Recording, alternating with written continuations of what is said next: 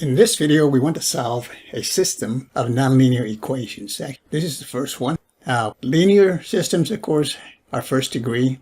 We have, say, two lines, or it could be two planes or three planes, depending. In this case, the first one represents a line. It's first degree. The second one is second degree here. This could be a circle. It could be an ellipse. It could be a hyperbola. In this case, it's a circle. And what happens, the number of solutions that you get, ordered pair solutions, would depend on the graph. So if you have a circle and the line crosses the circle, passes through the circle at one point, touches a circle at one point, then you could have one ordered pair. Now if the line goes something like this and intersects a circle at 2 points, then you expect two solution pairs. Now if it's over here, outside the circle, doesn't cross, then you have no real solutions. Now you could have, say, a circle and an ellipse, and say the ellipse goes something like this, crosses the circle or intersects the circle at 4 points, you could have four solution pairs. Now the methods that we use for the most part are pretty much the same that you use with linear systems of equations. You can use substitution, you can use elimination. So let's look at the first one here. And what I'll do is I'll take the first one and solve it either for y or for x. So there I have a side for y. I brought the x over to the right and the 1 over. I get y equal to negative x minus 1.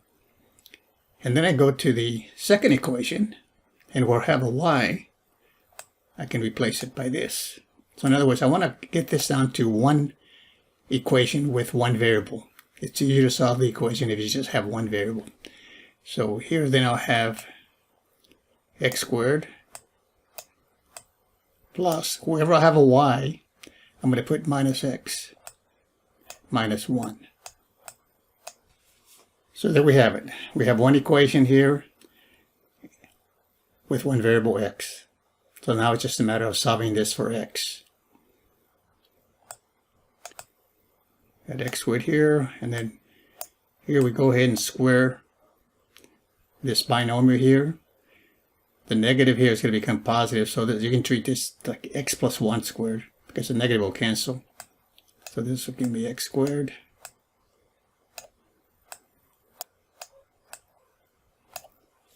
2x plus 1. Here we multiply through by the 6.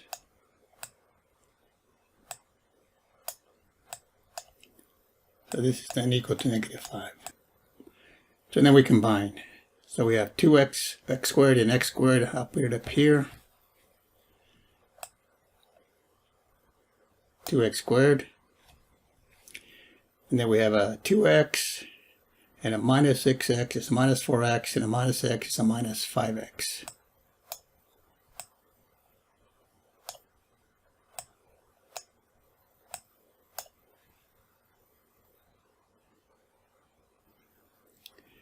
And then we have a 1 and a minus 6. That's a minus 5. And we have a minus 5 on the right side, so that's going to cancel. So this is going to equal to 0.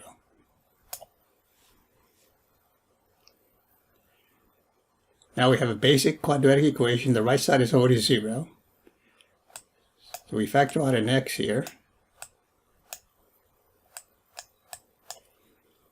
And it leaves us with 2x minus 5. So we set each factor equal to 0.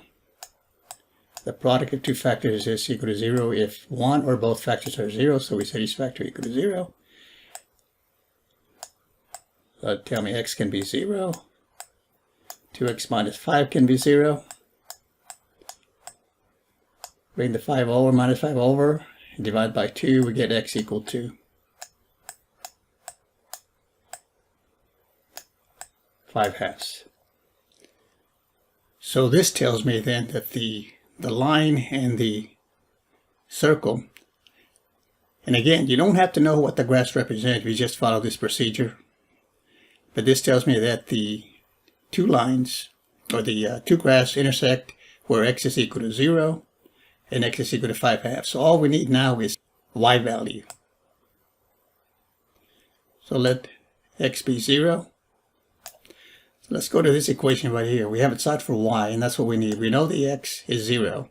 So if I put a 0 there, I get minus 0 minus 1. Well, that's just minus 1.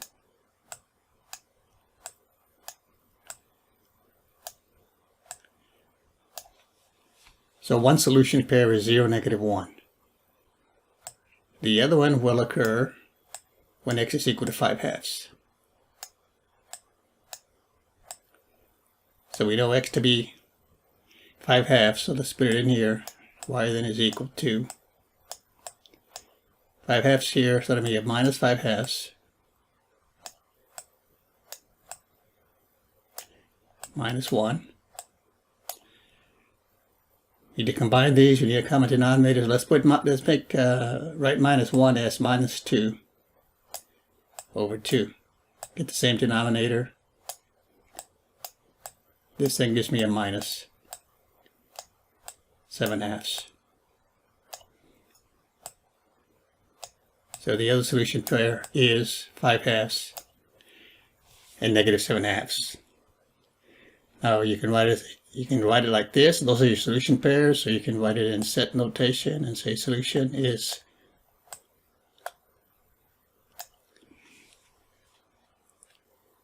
given by that 0, -1, one solution pair, 5/2 and -7/2. And you can easily check these. Always go back and check, especially if you have time. We'll put a 0 here where the x is for the first pair. Put a 0 here where the x is, a -1 here. So this is with -1 plus 1 equals to 0. That checks out. Okay. And then for the second equation, make sure it has to work for both. Just because it works for the first one doesn't mean necessarily it's going to work for the other one. So you have to check it. So put a 0 there where the x is, a -1 here. Well, that's 0. That's out of the way. And -1 squared is 1. -1 here is a -6. 0 there. So all I got then is 1, and -6 is -5. That checks out. The others work the same way. 5/2 where the x is, -7/2 where the y is. Check it out. It'll come out to 0. That one takes a little bit more work, but it still comes out. But that's your solution for this one. Now the other one we're going to look at, this is one where it's going to be hard to tell what kind of graph this is. So just treat this just like a regular system and say, okay, what can I do here? And just look at this as a regular system of just like these were x and y's, but instead of x and y, it's 1 over x to the 4th and 1 over y to the 4th. Those are treat those like your variables. And let's try to get rid of the x to the 4th. So let's multiply this one by -2.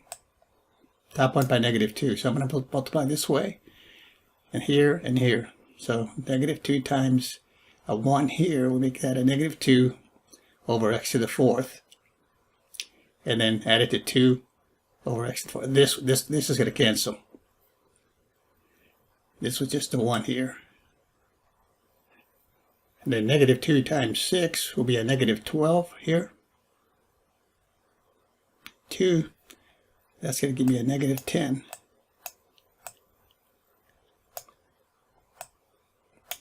Over y to the 4th.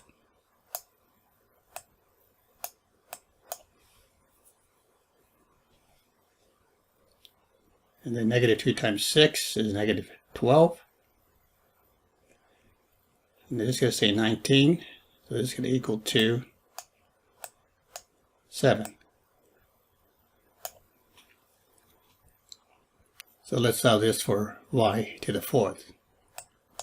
I'm going to multiply both sides by y to the 4th. So it's going to cancel it over here. And it'll give me y to the 4th over here.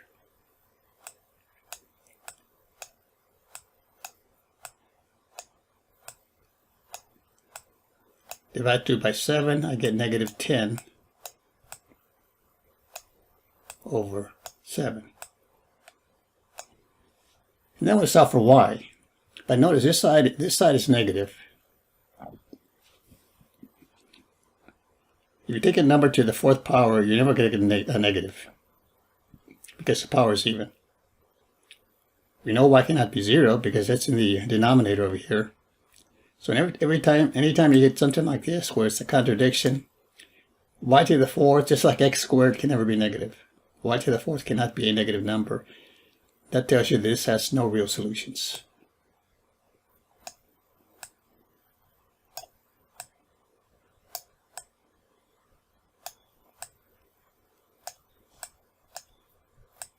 no real solution. So whatever the graphs are, they do not intersect. Now you might get tempted to multiply both sides by x to the fourth, y to the fourth, here to get rid of the fractional situation here. And then on this side, you're going to have an x to the fourth, y to the fourth, the same thing over here. And then if you try to eliminate the x to the fourth, y to the fourth term, you can. But either way, you're still going to wind up with a contradiction, which would tell you that there is no real solution. Thanks for watching. We'll see you next time.